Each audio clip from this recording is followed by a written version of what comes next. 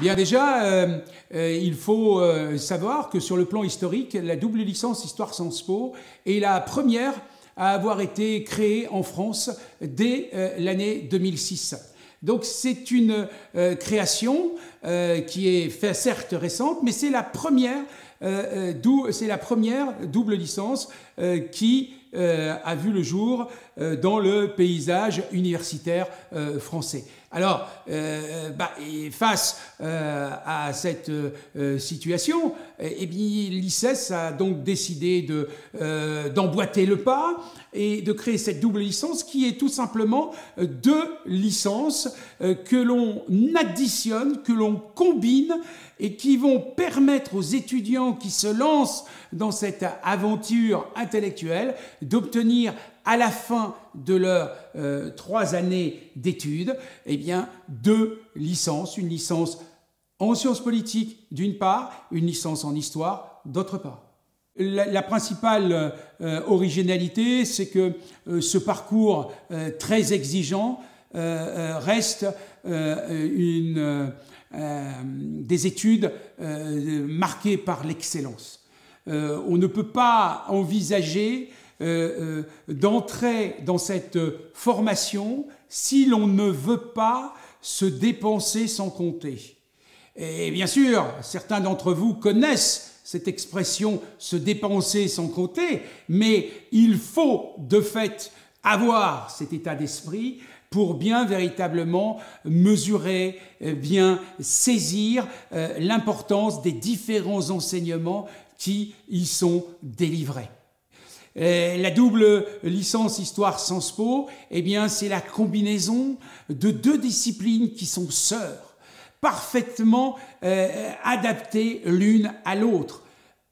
La première explique la chose passée, la seconde explique le temps présent.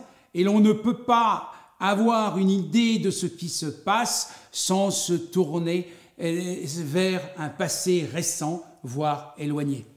L'étudiant d'histoire sciences politiques doit être bien sûr curieux, il doit conserver un esprit critique, et si possible l'aiguiser en permanence, mais il doit surtout avoir les capacités intellectuelles, les capacités pour notamment supporter le choc de ces différents enseignements qui occupent la semaine et lesquelles capacités doivent lui permettre de s'engager, pourquoi pas le week-end, pour s'aérer l'esprit, parce qu'entre nous, soit dit, il en aura bien besoin.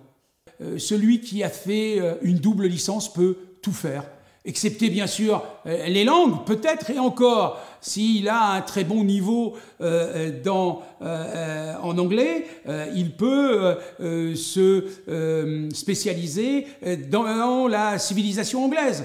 Il peut tout faire. Et je crois qu'il a la possibilité d'entrer dans les grandes écoles, il a la possibilité de faire un 3e cycle en sciences politiques, un 3e cycle en histoire, pourquoi pas. Il peut aussi se lancer dans une carrière journalistique, et je crois qu'il pourra, grâce à sa formation, se distinguer, bien entendu, de ses autres camarades, parce qu'il aura eu ce petit plus, ce lien entre l'histoire et le passé et le temps présent. Les métiers peuvent être les métiers de la défense, peuvent être tous les métiers liés au service public, c'est à savoir la fonction publique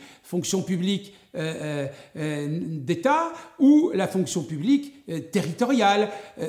Là encore, je reprendrai ce terme peut-être un peu simple qui peut peut-être choquer certaines personnes, mais à la suite de ces études, tout est possible. Je dirais que la charge de travail est colossale. J'exagère à demi-mot, c'est quand même plus de 40 heures de travail et cela nécessite une véritable concentration. Il faut que l'étudiant soit capable de maîtriser un certain nombre de sujets. Il doit aussi connaître les outils méthodologiques que l'on va lui donner. Vous voyez, ce travail est complet. C'est ce que nous recherchons d'abord et avant tout, donner le meilleur aux étudiants, même si on est conscient que celui-ci est quelquefois très dur à aller chercher. Il faut, bien entendu, avoir obtenu des résultats satisfaisants en terminale, mais aussi en première, en particulier en français. Il faut démontrer des capacités de mémorisation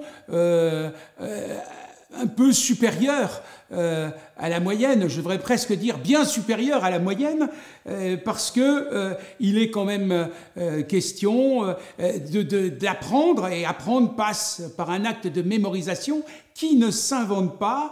Il faut fournir cet effort régulièrement pour être capable, à un moment ou à un autre, de restituer correctement la chose qui vient d'être apprise.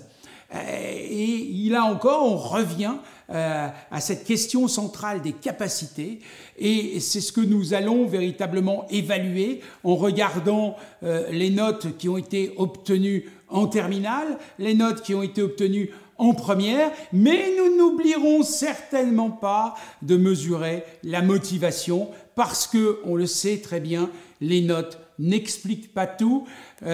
Pour plagier ou pour singer Churchill, qui parlait de la démocratie en disant c'est le pire des régimes, mais je n'en connais pas de meilleur, eh bien je dirais que le système de notation, c'est certainement le pire des systèmes, mais pour l'instant, je n'en connais pas de meilleur. Permettez-moi cette petite pirouette verbale.